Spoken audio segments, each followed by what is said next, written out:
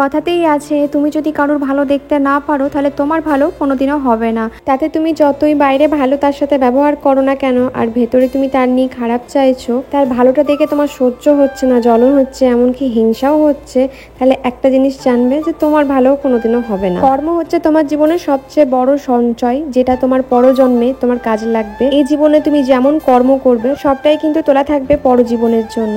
এটা সেট করা যতটা ইজি মনে হচ্ছে না ততটা ইজি না। সকালবেলায় ঘুম থেকে উঠে দেখি এই কাকুরা এই টিভির এইদিকে প্লাগটা ঠিক করতে এসছে। রান্নাঘরে যখন ক্যাবিনেটগুলো হচ্ছিলো তখন একজন মিস্ত্রির দাদা না এখানে একটা প্লাগ লাগিয়েছিল, তো ওটা টানতে গিয়ে তখন ছিঁড়ে গেছিলো। তো আমরা যে কাকুর বাড়িতে ভাড়া থাকি সেই কাকুকে আমরা বলেছিলাম, তো উনি আবার লোক পাঠিয়ে এটাকে ঠিক করালো, কারণ এটা প্রচুর প্রবলেম হচ্ছিলো। অর্ক তো জানো টিভি দেখে, হঠাৎ করে হাত দিয়ে দেয়, তো ওইটা নিয়ে একটু ভয়ে ছিলাম। তো কাকুকে বলাতে কাকু এটা চেঞ্জ করে দিল। আর তারপরে দেখো এখানে আমি ঘরটা মুছতে বসেছিলাম, প্রীতম ততক্ষণে ওইদিকে কাচাকুচিগুলো করছিল। তো অনেকে বলেছে যে দিদি ওয়াশিং মেশিনটা নাও। দেখি এই পুজোটার সময় যখন অফার থাকবে তখন ভেবেছি তো যে নেব, তো দেখা যাক কেমন কি অফার দেয়, তখন নেওয়া যাবে। কারণ সত্যি বলতে আমাদের জানো তো অর্কর জন্য একটু কাচাকুচিটা হয়, তবে এই বৃষ্টির কারণে তো কাচাকুচি করতেও পারছি না, জামা কাপড়ই শুকাচ্ছে না। তো জানো তো পুরো এক সপ্তাহ জামা কাপড় রাখা থাকে, তো একদিন আমাদের কাচা হয়, এখন কিছু করার নেই। আর এদিকে প্রচুর জলের প্রবলেমও হচ্ছে, তো সেই কারণেও বলতে পারো জানো তো কাচাকুচি রয়েই যাচ্ছে। তো দেখা যাক, একটা নেওয়ার তো প্ল্যান আছে, এবার কতটা কি ফুলফিল করতে পারবো জানি না, তবে হ্যাঁ ভেবে রেখেছি। তোমরাও অনেকে বলছো। আর সত্যি কথা বলতে জানো তো জামা কাপড় একটু পরিষ্কার করে না কাচলেও হয় না। আর প্রীতমের এতগুলো কি বলিনি, অত ভালো করেও পারে না করতে, তাও যে ও আমাকে করে দেয় এটাই অনেক। সত্যি কথা বলতে ও নিজেও বলে যে জামা কাপড়টা ঠিকঠাক আমার কাচা হয় না, ওই জন্য একটু নোংরাও রয়ে যায়। তো কোনো ব্যাপার না, আমি তো করতে পারবো না, ও যতটুকু করে দেয় আমার জন্য ও অনেক করে দেয়। তো যাই হোক, এখানে দেখো সব কিছু কমপ্লিট হয়ে গেছে। তো এখানে আমি কাজ করছিলাম, অর্ক সকাল থেকে উঠে পড়া হয়ে গেছে, এখন একটু টিভি দেখছে যেহেতু আজকে সানডে।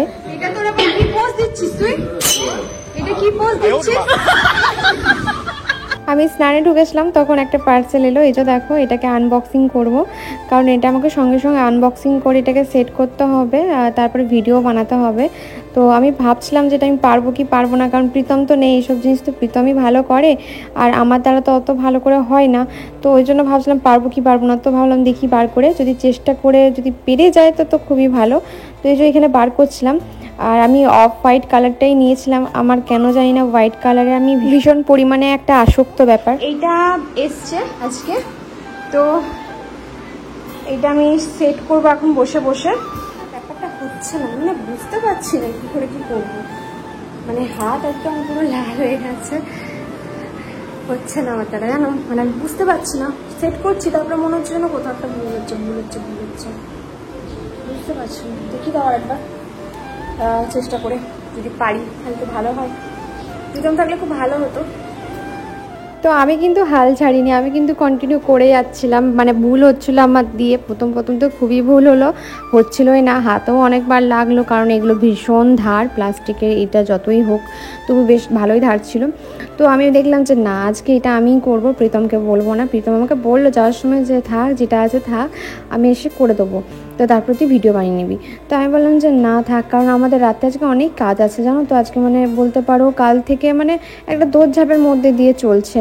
আর কালকে আমি অর্ক রেজাল্টের ব্যাপারটা দেখছিলাম, অনেকে অনেক রকম মন্তব্য করেছে, তাদেরকে আমি শুধু একটা কথাই বলতে চাই যে দেখো, একটা সত্যি কথা বলতে মা হয়ে যতটুকু শাসন করার আমার দরকার ততটুকু আমি শাসন করি। আর কালকে তোমরা পুরো ভিডিওটা দেখলে বুঝতে পারবে যে আমি কোথাও ওকে বকিনি বা করিনি, আমি শুধু বলছিলাম হ্যান্ডরাইটিংটা ঠিক করতে, তো যেটা ভুল করবে সেটা তো আমাকে বলতেই হবে। আর সত্যি কথা বলতে এখনকার বাচ্চা বলে সত্যি কিছু হয় না। তুমি যদি মানাও যে হ্যাঁ এখনকার বাচ্চারা খুব সেন্সিটিভ হয়, তাহলে সেন্সিটিভ বাবু, কিন্তু যদি তুমি এখন থেকে ওকে, এখন যেহেতু খুবই ছোট, বলে বাচ্চারা নাকি মাটির ডেলা হয়, তোমরা যেইভাবেই তৈরি করবে তেমনভাবেই তৈরি, বড় হয়ে সে রাগ করুক অভিমান করুক সেটা তার ব্যক্তিগত ব্যাপার, কিন্তু যেহেতু যখন ছোট আছে তখন একজন মা বাবারই কর্তব্য যে তাকে নতুন করে গড়ে নেওয়া। অনেকে বলেছে যে ও তো বড় হচ্ছে, মান অপমানের একটা ব্যাপার আছে, তো মান অপমান এখন থেকে তো বুঝলে হবে না, এই ছোটো ছোটো ব্যাপারগুলোতে যদি মান অপমান ধরে নেয় তাহলে খুব মুশকিল আছে। হ্যাঁ জানি এখনকার বাচ্চারা ভীষণ সেন্সিটিভ হয়, তবে আমি অর্ককে অন্তত এখন থেকে মান অপমান ও মান অপমানটা এমনভাবে লাগুক যাতে ওর কাজ লাগে ভবিষ্যতে, ও যেন কিছু শিখতে পারে সেখান থেকে। হ্যাঁ, তুমি ভুল করলে, তুমি ভুল করে যদি মান অপমান ধরে রাখো তাহলে তো ভুল না। তো আমি তো যেটুকু আমার মনে হয় আমি সেভাবেই আমার ছেলেকে মানুষ করছি। অনেকে অনেক রকম মন্তব্য করেছো, তারপরেও আমি বলছি যে না, ঠিক আছে, তোমরা তোমাদের দিক থেকেও ঠিক, আমি আমার দিক থেকে ঠিক, কারণ তোমরা অর্ককে ভালোবাসো সেই দিক থেকে তোমরা বলেছো। আর আমি তো মা, আমাকে তো ওর ভালো মন্দ সবটুকুই দেখতে হবে। তো এইটুকুই আমার বলা ছিল। এই অবধি আমি কমপ্লিট করতে পারলাম। এরপর যেটা করতে হবে, এইটাকে লাগাতে হবে, এইটাকে লাগাতে হবে। এ হয়ে গেছে, এই যা ফাইনালি হলো। এই যা এত কিউট লাগে দেখতে, ঠিক এটাও এতটা কিউট লাগছে, আমি তোমাদেরকে জাস্ট বলে বোঝাতে পারছি না। এখন শুধু এই কটা লাগাতে হবে আমাকে, খালি হয়ে যাবে। এটা সেট করবার পর এত সুন্দর লাগছিল, মানে আমি জাস্ট বলে বোঝাতে পারবো না। আর দেখো এখানে আমি পায়াগুলোও লাগিয়ে নিচ্ছি, বেশ ভালোই এসছে, মানে আমি তো এতটা ভালো এক্সপেক্ট করিনি, ঠিক আছে। আর সত্যি কথা বলতে দেখো, যে কোনো জিনিস আমি ভিডিওর মধ্যে দেখাচ্ছি তার মানে কি আমি চাই তোমরা কেনো, আর কিন্তু কিনলে আমার দেখে কিনছো কিন্তু খারাপ জিনিসটা তোমরা কিনছো, সেটা তো আমার ভালো লাগবে না। তাই আমি যেটা ভালো সেটাই দেখাই তোমাদেরকে। সেটা হচ্ছে, আমি ভেবেছিলাম এটা ঠাকুরের, বাট এটা ঠাকুরেরটা না, এটা নয় আমার ঠাকুরেরটা, এরকম না, মানে আমি না ভেবেছিলাম ওটাই এসছে, বাট এটা না, ওটা অন্যরকম, ঠিক আছে। আমি এটাই সেট করার পর বুঝতে পারলাম এটা ওটা না। তো চলো, এটা যেটা জায়গা সেটা রেখে দিই, চলো। তো এরপরে দেখো, আমি আজকে একটা বিশাল বড় কাজ করব, যেটা প্রীতম করবে বলেছিল, বাট আমি বললাম যে না, এটা আমিই করব। যখন করছি আমার সকালটা ফাঁকা রয়েছে, তো আমি এটা করে ফেলি, এটাই ভাবছিলাম। তো এটা হচ্ছে একটা ওই সেট টপ বক্স হয় না, ট্রে, তো সেই ট্রে। আর এটা পুরো মেটেলটা এত ভালো এসছে, হ্যাঁ। তো আমি এতটা ভালো এক্সপেক্ট তো করি না কোনো জিনিসই, ঠিক আছে, কিন্তু কিছু কিছু জিনিস এতটা ভালো চলে আসে, আমি কি বলবো। তো তোমরা তো জানো আমরা ভাড়া বাড়িতে থাকি, তাই ব্রেক পেটানো বা শুধু শুধু দেয়ালটা নষ্ট করে তো লাভ নেই। তো যেইগুলো মানে দেয়ালের জন্য ক্ষতি করবে না বা কোনো রকম কোনো প্রবলেম করবে না, তো সেই জিনিসগুলি আমি চেষ্টা করি ইউজ করবার। তোমরা যারা ভাড়া বাড়িতে থাকো তারা এইসব জিনিস দিয়ে খুব সহজেই কিন্তু ঘরটা সাজিয়ে নিতে পারো। এর জন্য তোমাদেরকে ব্রেক দেয়ালে পেটাতেও হবে না, চারিদিকে ব্রেকও হবে না, আর ইজিলি কিন্তু এগুলো রিমুভও হয়ে যায়। আর পরবর্তীকালে তোমরা যেখানে আবার যাবে সেখানে গিয়েও ইউজ করতে পারবে।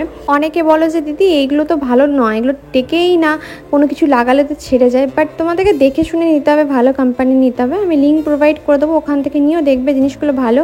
অনেকে আমাকে বলেছিলে যে বাথরুমে যে র্যাকগুলো রাখাচ্ছ না, ওগুলো পড়ে যাবে, কিন্তু আমার কিন্তু পড়েনি, আমার কিন্তু খুব সুন্দরভাবে কিন্তু লেগে আছে। দেখো এখনও পর্যন্ত কিন্তু ভালোই আছে। আমি প্রথমে তো খুব ভয় পেয়ে গেছিলাম, তোমাদের এই কমেন্টগুলো পড়ে যেতে, এখন তো থাকবে কিন্তু পরবর্তীকালে এগুলো আমি আর লাগিয়েছি পড়ে গেছে। আমি তো শুনে বেশ হতবাক যে যা বাবা, পড়ে গেছে তো তাহলে তো মুশকিল।